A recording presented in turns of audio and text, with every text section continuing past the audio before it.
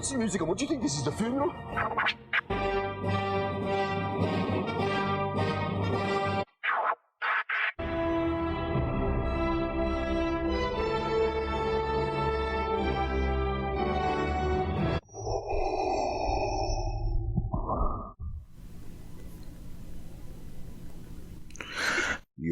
Yo. It's your boy, back again, your host, Jalil Will, for another episode of The Last Episode. So, man, the finale, right? The finale. It was. I liked it. I liked the finale. Okay, and we're gonna dive all into that. The last episode, we talked about the last episode of WandaVision and WandaVision only. We didn't do our 6 for 6. That's something that we're going to do next week, since it is the finale of the 6 for 6. I made you wait on it a little bit, and we're going to dedicate the entire episode to that. Young will be with me on that podcast. I may be able to get my guy Corey on if his schedule allows such. So we'll have 2 guests on this. It's gonna be fun. It's gonna be fun. So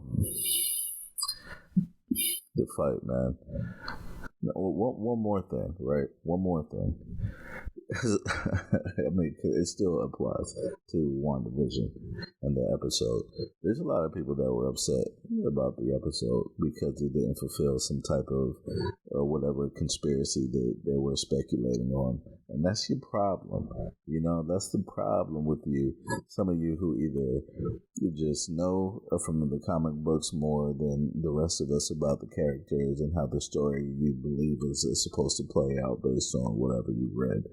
And people who just can't stop going on about their theories, right? So you build yourself up. You know what I'm saying? You build yourself up for failure, for a letdown. When you just let the story be good, let them tell the story how they want to tell the story, and just go along for the ride. Now it's good for, the show to have all that extra talk around it, and I understand that, right? Talk is good. The conspiracy theories are good, but for some of you, you don't know how to rein in those expectations, and you just set yourself up to get hurt. So some of you are hurt. That's what it is, right? You start coming up with your own theories, and then you listen to other people's theories or read other people's theories, and now you have all these theories in your head. Your mind is racing with all these possibilities of what could possibly happen and who might show up, and then none of that happens, and you're just stuck. It's your fault. You did it to yourself, and I don't feel sorry for you. Just go cry to your father, you little weasel. That doesn't move me. That was loud. Somebody's banging around in the other room next to me. I'm going to need them to relax. Now, getting into the episode itself.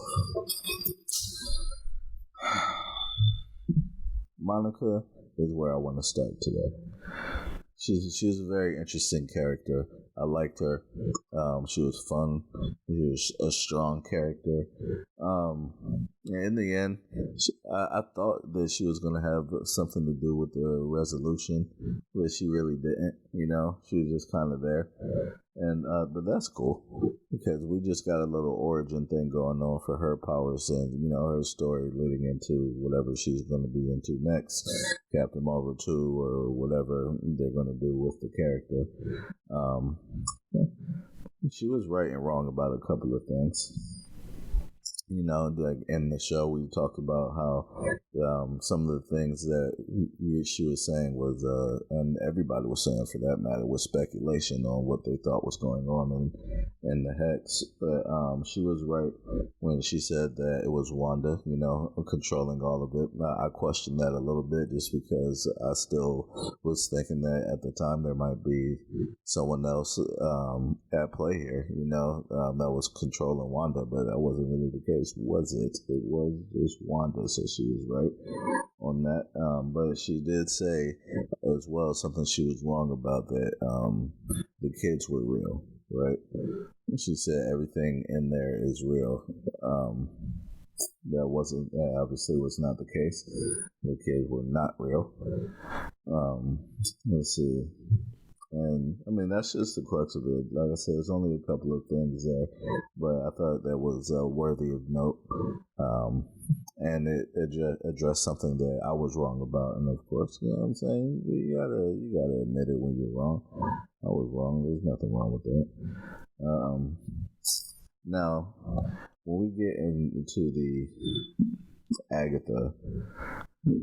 Agatha portion of the Agatha character, when she hit the scene as Agatha and she started telling us who she was and why she was there, I remember saying last episode that it started off like I thought Agatha might want to teach Wanda, but it's funny when you really think about it. Agatha wanted Wanda to teach her, right? She showed up because she felt all this power and saw the Wanda's creation, and she was impressed essentially and wanted Wanda to let her know how she did it.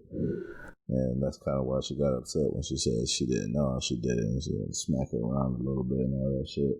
But yeah, thinking about it, that's kind of interesting. She actually wanted Wanda to teach her, and then, you know, just flipped the script on her completely when she figured out who she was in terms of being the Scarlet Witch. I thought the Jimmy Woo flourish line was just funny. It just makes me think of, you know, it's just like one of us. We watch shows, we pick up lines and little words from characters, or it's something that we enjoy, and then we may say it in our day-to-day every now and then, you know, and then it's like he does. It's just a cool little thing to put in there that I thought was interesting.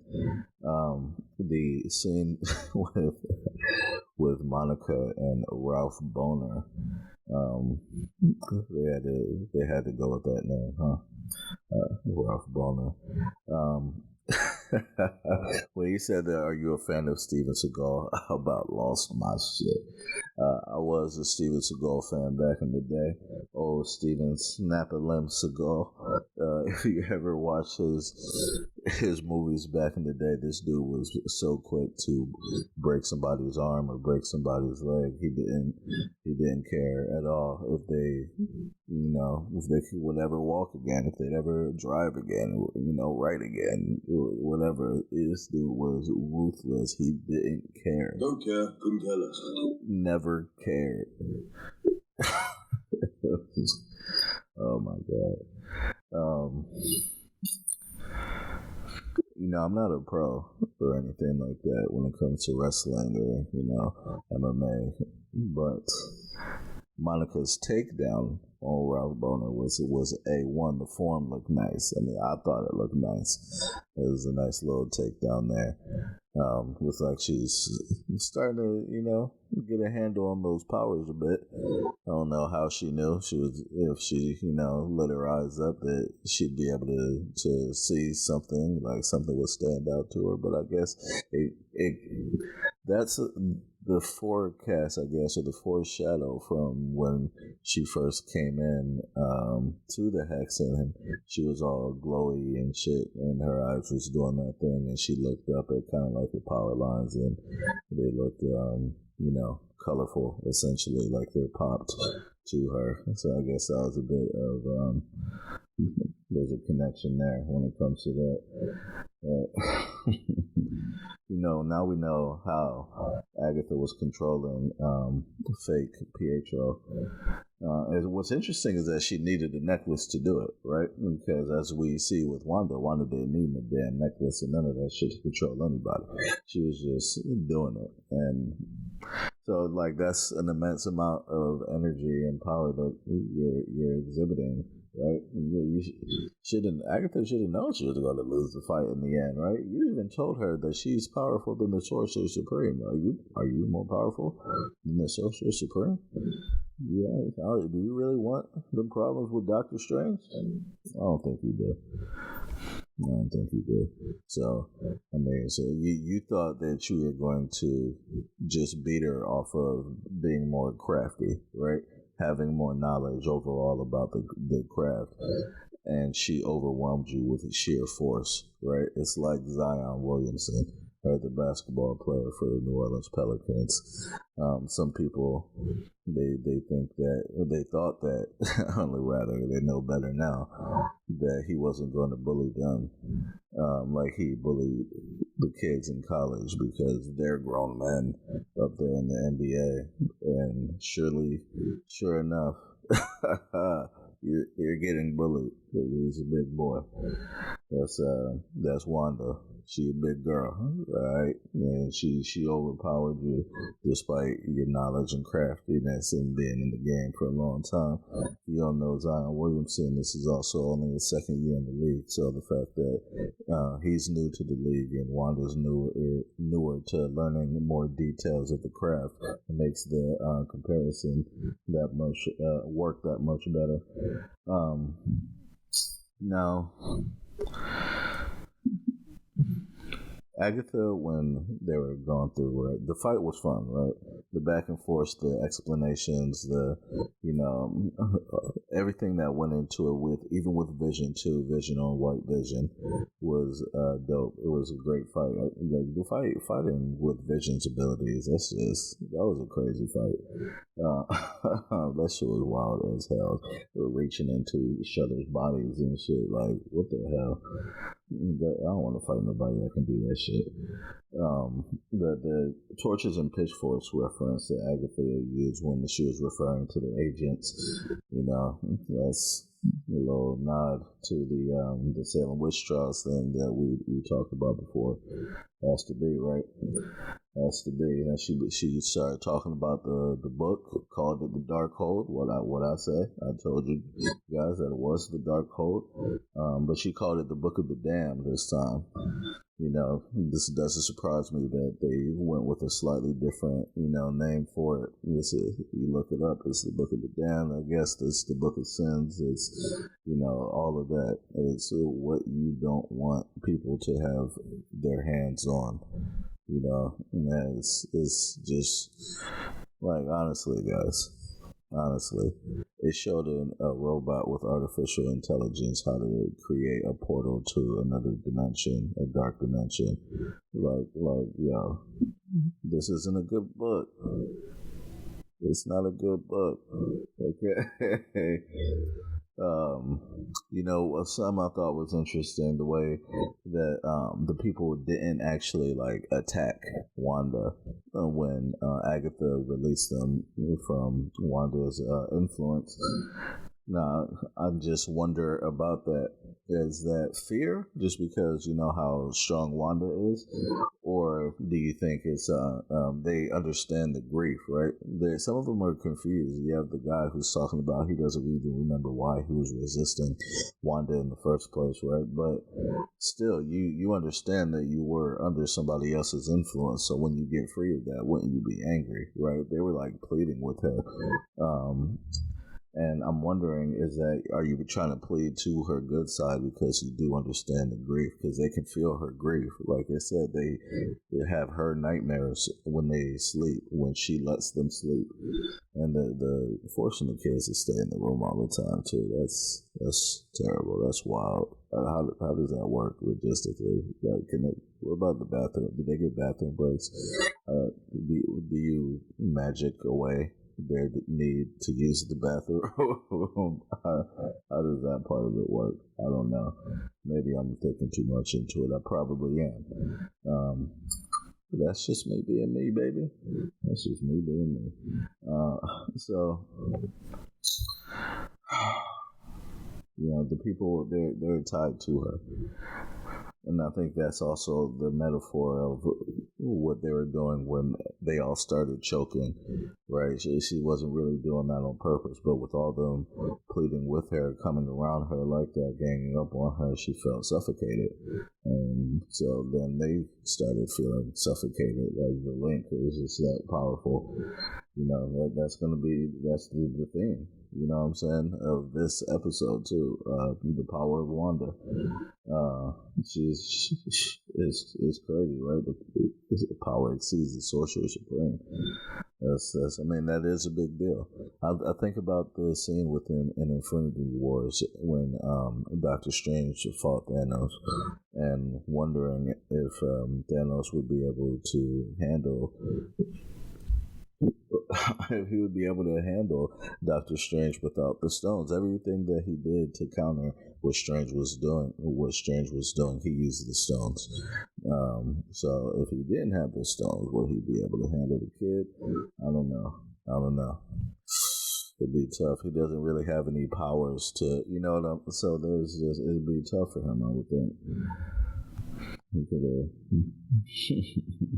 He was so busy doing other stuff like holding up water in Endgame, but alas. What was the next thing I wanted to touch on? I thought it was awesome that they hit us with the Age of Ultron trick that Wanda did on Agatha, messing with her mind, taking her back to a painful memory and all that shit, right? It's almost Mysterio, like just the manipulation, play on your fears and hallucinations and shit like that. But it backfired, unfortunately. But still, the power of Wanda, she's able to break free of that. But I'll tell you what, if the corrupt witch is telling you that you're corrupt or there's something wrong with you, then there's a problem, right? There's a problem. Even like that thing firing on her like that, those other witches that are turning on her, like there's something off about the Scarlet Witch now, and it doesn't make me feel good that she has the Darkhold. It makes me a very, very nervous man. She's so goddamn strong and fast learner, right, with the rune trick, but crafty to do it in the way that she did.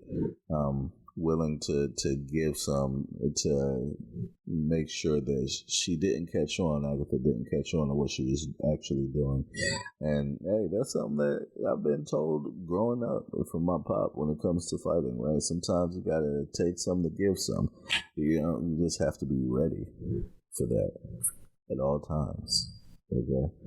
If you're in the fight, sometimes you gotta be ready to take some licks. It is what it is. It's a fight. But I appreciate a quick thinker who can adjust on the fly. That's what she did. That was dope. When she did beat her, and she was turning her back into Agnes, the nosy neighbor, and she hit the "I'm sorry," and Agatha was like, "No, you're not. You're cruel." I'm glad. I appreciate that dialogue. The rebuttal. I appreciate the rebuttal. You see that sometimes. I'm sorry from the main character, and the person won't say anything, and it's like, that's bullshit. You're not sorry. Agatha being dope to the very end. Call you on your bullshit. Down to the very end. The power of Wanda. Magic so strong you can drop the hex and just change Agnes and Agatha to Agnes, and you're gonna leave. You're gonna leave and go to the fucking Himalayas, the Alps. I don't know where the fuck she went. Somewhere far, and just leave Agatha like that. You're still controlling her. That's wild. That's wild. That's a lot of power. Okay. Now, I want to touch just a little bit on the Vision stuff too, right? The Vision fight. I said earlier that I thought it was a dope fight. It was a wild fight. And it's interesting to see them like work through the logical, information. They're just trying to get to the crux of what's what and their identities, right? To override whatever programming that Hayward put into the White Vision. But that logic really drives them to the core, Going all the way back, I mean, you started off as, like you said, a bodiless AI system. I mean, logic was everything. It's the basis of everything. And you get Vision, unlocking Vision, and now we have Vision back with no stone, which is what they were trying to accomplish in the Infinity War, right? So at some point, are we going to get him? He's just going to be back into the fold completely. Is he going to get his color back, right? He got all of his memories back, so now he remembers everything. So he should click back up with whoever's left, right? I don't know exactly how that's going to work. He should be trying to find Wanda and getting her to put away that fucking Darkhold. The outfit that she started rocking, though, when she turned full Scarlet Witch was dope, though. That was dope. Some people made similarity comparisons to the Magneto costume. It did look a little similar, and the color and some of the material looked like they used. But I mean, it's just weird. Someone asked me before about that. Is the Scarlet Witch the daughter of Magneto? And it's like, yes, she's supposed to be, but the way that they've been portraying it in the MCU, her father didn't. I mean, that guy didn't look like Magneto to me. You know, Magneto didn't die in Sokovia, so I mean, I don't know. Maybe that's just one of those things that they decided to change for the sake of the film and the story arc of Wanda and shit. Having to choose, though, the Westview versus family, I know it's ridiculously tough and shit, but, you know, you had to make that decision. What was crazy was when it was all going on, how ready Hayward was to kill Monica and the kids. At that point, he didn't know that the kids weren't real. So this motherfucker was just ready to end it all. Good thing Monica was there. What I thought was interesting, it looked like she almost turned into light, but I guess it was more energy, right? So that's why she turned into like pure energy, I would think, maybe, and that's why the bullets passed through her and dropped without being crushed or anything like that. They didn't seem disfigured or deformed in any way. After they passed through her, they just dropped. So if she was like pure light, then I feel like they would just pass through her at the same speed and just, you know, hit their targets anyway, right? But so it has to be something more than that. So I'm thinking it's like a pure energy type of thing, which speaks again to the power of Wanda, the ability to change Monica's DNA just because she walked through that hex a few times, giving her these powers that are probably strong as hell. Strong as hell. You know, no wonder why Monica doesn't hate Wanda. She asks her if she hates. She's like, no. Yeah, you understand, but you also like them powers, don't you? Now you can be your own little Marvel, little Captain Marvel. Captain Marvel Light. Yes. I wouldn't hate Wanda either if she gave me powers and didn't kill me in the process. Something that I thought was weird. I feel like Darcy couldn't have really known that the CIA was outside waiting, right? At the point that she hit Hayward, it felt premature, and she's like, have fun going to prison. It just felt a little premature, because at that point, Wanda hadn't opened up the hex. You couldn't have, or no, she did open up the hex, obviously, but what did Darcy do? Did she go out and then come back? You know, like I don't know. It was just kind of weird to me. It felt out of place. But regardless, I enjoy Darcy as a character overall, so it's not something I'm going to put too much thought into. The power of Wanda. Think about Vision again, right? This is a fake Vision. This is not the real Vision, but he has these powers, and he has enough power to influence the real Vision, right? And transfer or reawaken his old memories and shit. Like, it's insane. Like, you're just passing out powers while exhibiting an immense amount of power consistently. right? With very little fluctuation.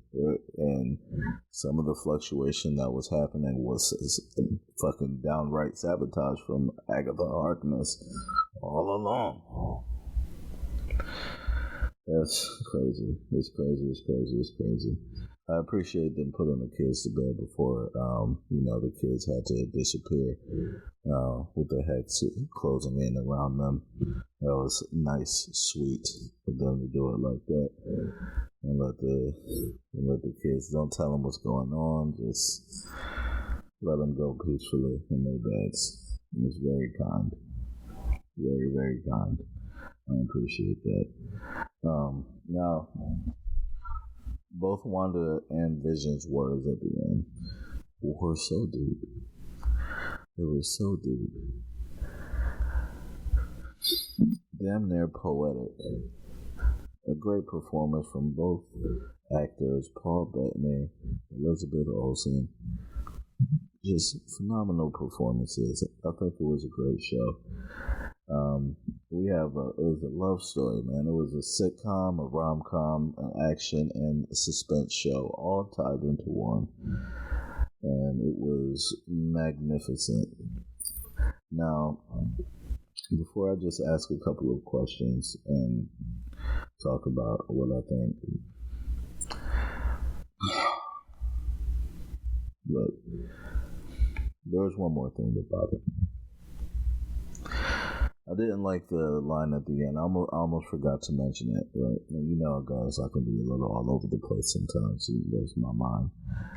Okay, I'm trying to get more organized. I didn't like the line where Monica said, "They'll never know what you sacrificed for them." It was tone deaf as fuck. Because you know what?